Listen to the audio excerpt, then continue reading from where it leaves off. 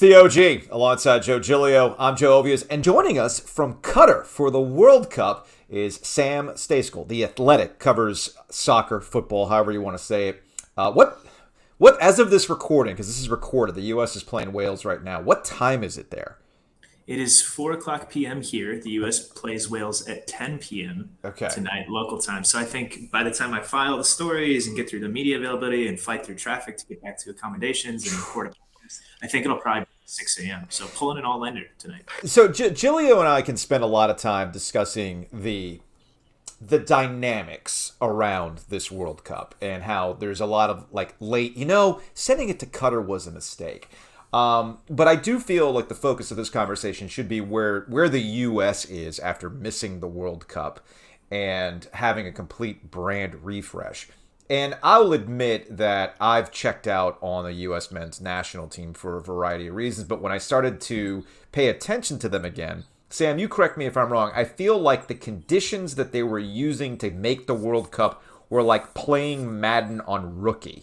Like we're risking hypothermia, frostbite, essentially, by playing South American teams as an advantage. Last time I checked, this is being played in Qatar, where it's still hot and they need air conditioning. So kind of like walk us up to where the U.S. was, what they had to do to get here, and what we can expect against Wales and obviously England on Friday. Sure. So a little more than 5 years ago, the U.S. failed to qualify for the 2018 World Cup in Russia. That was the biggest failure in the history of the program by far. It's something that should never have happened, should never happen again, given the region that the U.S. qualifies from, given the competition in that region, given the population and resources that we have in our country. So that was a huge, huge disaster, and it ushered in a new era for the team. So a lot of players on that team that failed to qualify were older.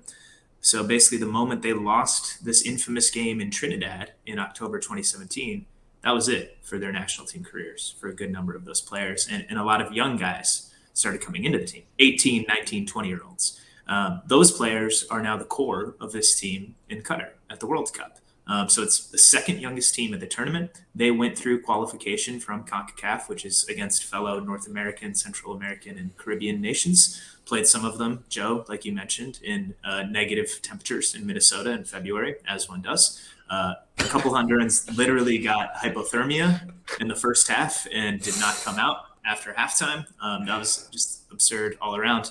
Proud moment for the U.S. Yeah, right. They finished third. They finished third in qualifying behind Canada and Mexico, which wasn't ideal, but it's also a binary thing. You either get in or you don't. It doesn't really matter where you finish. So they got in, and here they are. It's a young team with a lot of potential. There's some of these players are playing for bigger clubs than Americans have ever played for before. Christian Pulisic is at Chelsea.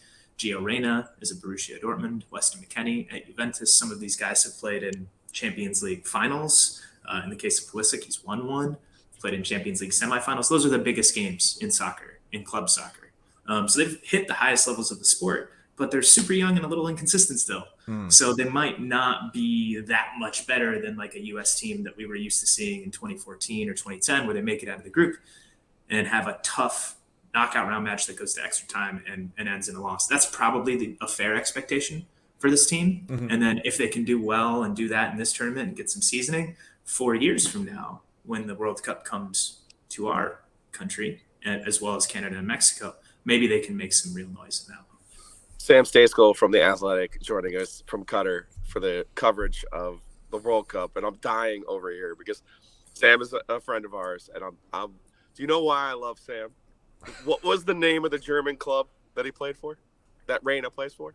Borussia Dortmund. No, that's not Borussia Dortmund. Like, how much time do you spend on pronunciations? Like, you have one of the toughest jobs in the world, man. Not that much. I mean, I'm not a play-by-play guy. You know, like I'm a print journalist. I don't have. You're still dropping knowledge over here, though, man. Yeah, you know, you watch it, you listen to the commentators, and you're like, okay, that's how you say it, and you go with it. But soccer is a great teacher, just for that reason alone. I know a lot more Spanish than I would have otherwise. You know, so it's really cool to kind of get that aspect, and that's a great part of this job. So what is the U.S.'s identity right now? On the field? On the field. On the field. Okay, so on the field, they're a transition team. They like to get out on the break. They're not particularly technical. They're not particularly sophisticated with the ball. They can obviously play with it, but in terms of keeping possession and breaking teams down, like Barcelona or Spain would 10 years ago, that's not their game. Okay. Their game is to win the ball in dangerous areas and go to goal as fast as they can. They are athletic and they are dangerous when they can do that. It's a plan that works pretty well when it works. The problem is when they're facing teams that defend deep and give them the ball. Can they break those teams down? They're going to play two teams in this World Cup, including Wales, who, if you're listening to this right now, they're playing right now, who are going to sit deep and say, all right, have the ball, come break us down. Will they be able to do that? That's kind of one of the defining questions of the tournament for the Americans. So Giglio, is this like NC State's half court offense in basketball? They got to run. Is that what we're talking about here? Like once you get them in the half court, forget it. It's an adventure. Soccer's actually really fascinating when it comes to strategy and how you score, and teams who are able to capitalize on that one or two chances that you get per game, and then I'm Italian, but it's like that's the Italian way. You score once or twice and you just sit there and turtle the rest of the game. It's I don't like that. I would rather see the South American style where you build from the back and possess the ball and really kind of control the game. Sam Stejskal from the Athletic, he's covering the World Cup in Qatar. And Sam, tell us a little bit about Greg Berhalter. He's from my neck of the woods in Bergen County, New Jersey, and he also happened to go to Carolina. So tell us a little bit about Greg and his personality and how he'll affect this World Cup for the U.S. Yeah, so he's an extremely well-traveled guy, I would say. Like you said, Joe grew up in Jersey, went to college at UNC, and then went to Holland. He played basically in Europe for almost 20 years, 15 years. Played in Holland, played in Germany, played in England. And this was at a time when American players didn't really get chances to play in Europe. So a little bit of a trailblazer in that regard. He played on two World Cup teams, 2002, when the U.S. made a run to the quarterfinals. It was actually his shot that was saved off the line by the hand of a German defender that would have tied the game against Germany and probably forced extra time in that quarterfinal. That handball was not called in today's day and age. VAR, U.S. would have been having a penalty there. And then in 2006, they crashed down the group stage. Since then, he coached a team in Sweden to start his career. He got fired from that after a couple of seasons, moved to Columbus in MLS, did really well, and has been the national team coach since January 2019 was his first camp in charge. Kind of a polarizing figure for the fans, though. Sam Stejskal joining us on the OG alongside Joe Giglio. I'm Joe Ovies. He's with the Athletic. He's in Qatar for the World Cup. All right, to get away from the U.S. And look ahead to their opponent on Friday, I know we see this oftentimes. This is their year. This is it. It's coming home. It's time for England, right? I was going to say, try not to fool me again here, please. Yeah, so so in all seriousness, what is the actual expectations for this English squad? I feel like this is their year all the time, but it's been since, 1950 what? Since they won this thing? 66. My bad. So is it coming home? Like, what are we expecting here out of the UK? They're not one of the main favorites. They're a group that's in contention. They have not had a good year. They've been pretty poor in the run-up to the tournament. And that means that the expectation among England fans and reporters and media members is actually way lower at this World Cup than it has been for any in recent memory. They're being reasonable, which is not a thing that really ever happens around England. I have a bunch of colleagues at the Athletic who are from the UK and work in the UK, and they're all like, quarters. That feels like reasonable for this team. So I don't know. I mean, that's the expectation, and I'm hearing this, and I'm like, usually England's we're gonna win it all. We're winning it all. Yeah. And so maybe it'll flip this time. The old maybe. Well, how much of this though is the expectations? Because again, this gets back to the coverage. You're there with the Athletic, but I know that the BBC is they're not really invested in this World Cup for almost out of protest with Qatar. And there's been a lot of, do I see a Budweiser on you? Is there beer available? There's a 30 pack right behind me. There's that. There's now we get this, the possible sanctions if you wear the One Love armband, which ties into Qatar's politics, and they want to criminalize LGBTQ. So, is there? I need some color from Qatar right now. What is the actual scene there right now versus what we're going to get packaged on Fox? So it's strange. It's hard to describe. The thing I keep coming back to is that it feels like an entire country has been unboxed for this tournament, and instead of the toy inside being fully assembled, it's like halfway there. So there are a lot of things that are under construction. I'm staying in an apartment about 10 miles west of downtown Doha.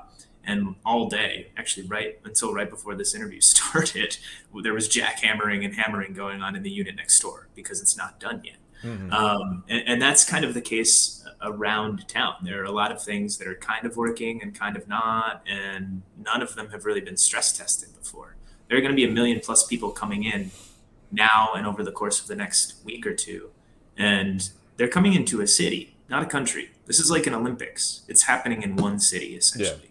And the infrastructure, I don't know if it's going to be able to handle it. So there's that side of it. The other side is the protest side, like you were talking about. And, FIFA, any World Cup, I think the object is for people to sort of suspend their disbelief about FIFA being like an entirely corrupt and terrible organization. And a lot of times that works. Brazil, certainly, I think, there weren't a ton of stories about that. It was about stadiums and things like that. Russia, maybe there was a little more talk. But here, that's been the narrative thus far. And I expect that to continue. And so in that sense, no one's really suspending the disbelief, and it's kind of already failed. Gianni Infantino, the FIFA president, gave an absolutely absurd press conference the other day, just like cartoonishly villainous. Like I'm sitting here reading the quotes and I'm like, he can't be serious. Like he's trolling. He's trolling us, right? He was serious. He was serious. But, I guess I've never been a little redheaded boy with freckles. So maybe, I can't speak to that. Sam Stejskal covering the World Cup for the Athletic, joining us here. All right. Have you found a decent meal yet? Amazing food? Are you eating local, or what are you doing? Yeah, sort of. Qatar is Qatar. Excuse me, I always do that. It's like 90% roughly people not from Qatar, the population. So like Qatari food is like not really a huge thing, but we've had really amazing food. The food where we're staying, which is not downtown, has been really cheap. I actually had some bao buns for lunch today that were great. Okay. Went to an excellent Afghan place earlier this week with a group of people, and they served us a whole platter. This thing must have been at least a yard in diameter of rice, a bed of rice, and then chicken and lamb and sausages and just vegetables. Excellent. A lot of hummus, falafel, that sort of thing. So the food's been great. That's been a really fun part. Well, you haven't gone to the Bennigans? I was going to say, the real I've question is, not gone to Bennigan's or or Fuddruckers. Yeah, we're saving that for a special occasion. Maybe Thanksgiving. So you legitimately found a Bennigan's, though? Yes, legitimately found a Bennigan's. So that's where they are. Yeah, so the downtown is like super, it's like Disneyland, but without like fun things. Okay. You're right there, Joe.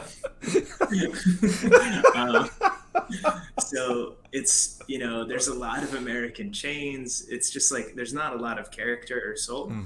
There is a cool old market called the Souk Waqif, and that is pretty cool. It's been there for a long time. It burned down and they reconstructed it sort of in the old fashioned, but you see kind of more I don't want to say traditional because it's sort of touristy type, like, come to the sidewalk cafe and smoke some hookah type of situation. But there's some fun there. There was a whole alleyway that I stumbled across in that was just selling birds for like pet birds. And it was like an alleyway in a square. And I'm like, wow, I didn't realize there was such a market for parakeets here. But who knew? And there was. Well, Sam, we appreciate the time. We'll talk to you throughout the World Cup as time allows. We appreciate that, and bring back some Fuddruckers for me.